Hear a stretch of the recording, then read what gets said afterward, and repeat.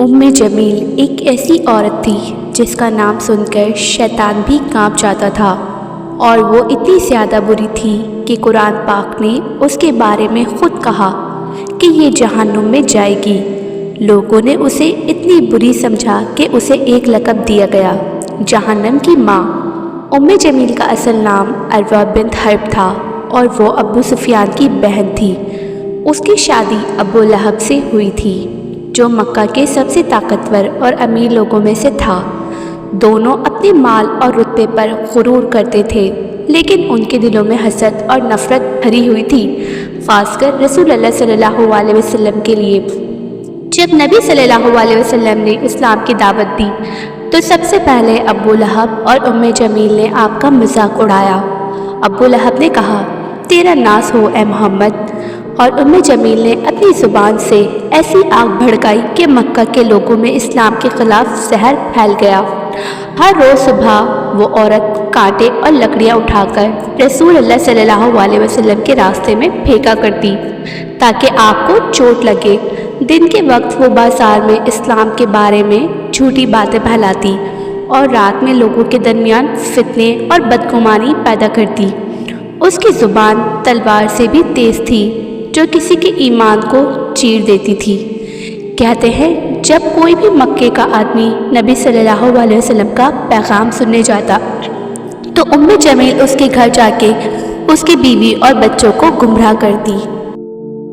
तुम्हारा शौहर मोहम्मद के जादू में आ गए हैं, ऐसे अल्फाज से वो घरों में फसाद फैला देती और लोगों के दिलों में शक और नफ़रत भर देती।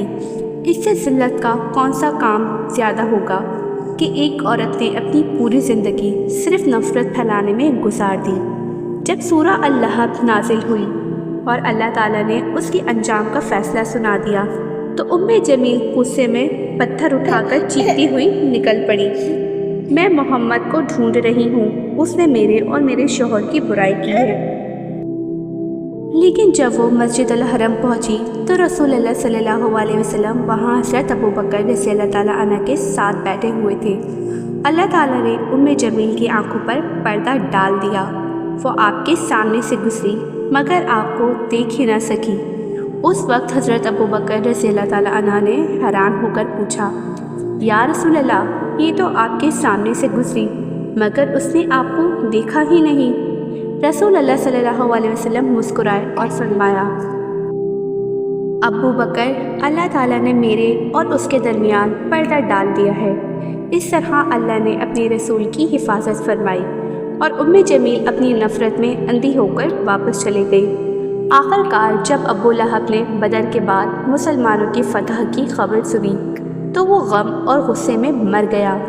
उम्मे जमील भी कुछ अरसे बाद एक बुरी मौत मर गई। लोगों ने कहा कि उसका चेहरा आग से जल गया था और उसके गले में रस्सी थी, बिल्कुल वैसी ही जैसी सूरह अल-लहब में अल्लाह ने बयान फरमाई। कुरान ने फरमाया, अबू लहब आग में जाएगा और उसकी बीवी जो नफ़रत की लकड़ियाँ उठाती थी उसके गले में खजूर की रस्सी का फंदा होगा। यानी उम्मे जमील अपने गुरूर, नफ़रत और फितनों के सबब जहन्नुम की माँ बन गई।